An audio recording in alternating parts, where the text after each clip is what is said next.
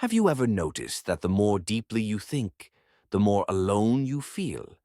That the more clearly you understand the world, the harder it becomes to connect with people around you.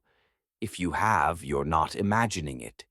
Throughout history, society has had a strange relationship with those who think too deeply, not because they are wrong, but because they see things most would rather not confront. From Hypatia to Giordano Bruno, from Emily Dickinson to Alan Turing, some of the greatest minds have been dismissed, mocked, or even punished, not for lack of brilliance, but because their ideas made others deeply uncomfortable. The 19th century philosopher Friedrich Nietzsche once wrote that those who were seen dancing were thought to be insane by those who could not hear the music. In other words, those who think on a different wavelength are often misunderstood, not because their vision is flawed, but because it is alien to the crowd. But why? Why does society resist those who think differently? The answer lies in how human beings are wired. Imagine this. When you stand beside someone physically stronger than you might admire their strength. When you meet someone wealthier than you, perhaps you envy them, but you rarely feel personally threatened. But when you encounter someone who is intellectually ahead of you, something unusual happens. Psychologists call it a cognitive mirror. A deep thinker doesn't simply share ideas, they become a living reflection of our own mental blind spots. And people rarely forgive the discomfort of seeing themselves too clearly. Here's the difference. Physical strength, wealth, or beauty are external. They might inspire us, but they don't necessarily force us to question who we are. Intelligence, however, lives in the same territory as our identity. Our thoughts and beliefs are the very core of our sense of self. When someone challenges those beliefs or simply sees past them, it can feel like a direct attack on our existence. And instead of leaning in, most people retreat. This explains why deep thinkers often find themselves pushed to the margins. They don't just question accepted truths, they challenge the egos built on them. And nothing in human psychology is defended as fiercely as the ego. Have you ever tried to introduce a challenging idea in casual conversation, only to be met with nervous laughter or a quick change of subject? It's not random. It's a protective instinct.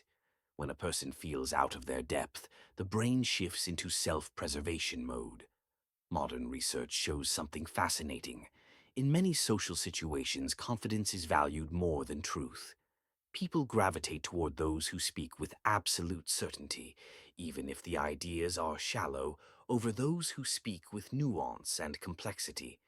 This is why simple, charismatic messages often spread further than careful, thoughtful ones. History overflows with examples, political figures who offered comforting slogans instead of hard truths, influencers who went viral by telling audiences exactly what they wanted to hear, while the thinkers who challenged them faded into obscurity. This is the paradox of intelligence. The more someone seeks truth, the further they drift from the majority. And neuroscience confirms it. When people feel intellectually overshadowed, the amygdala, the brain's threat detector, lights up as if danger is present. To the brain, a deep thinker can feel like a predator in the social ecosystem, not because they intend harm, but because they disrupt the tribe's balance. Why would our brains react this way? For most of human history, survival depended on belonging to the group, not on being the smartest. Rejection meant vulnerability. And so our minds evolved to prize acceptance over insight. When a highly intelligent person enters a group, they may unknowingly trigger this ancient survival alarm. Their presence challenges not only ideas, but the unspoken rules that keep the group cohesive. Interestingly, studies show that this threat feels weaker in one-on-one conversations. In private, curiosity often has room to breathe.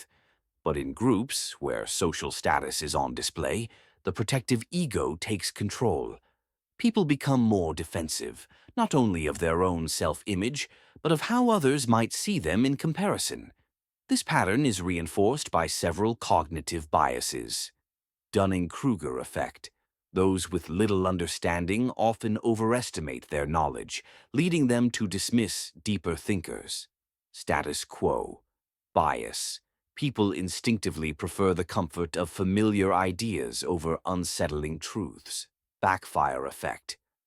When confronted with evidence that contradicts their beliefs, people often cling to those beliefs even more strongly.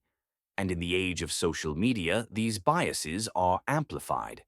Algorithms reward outrage and simplicity over reflection and depth. Short, emotionally charged messages spread like wildfire, while thoughtful, layered ideas move slowly, if at all. In this environment, deep thinkers face a double challenge.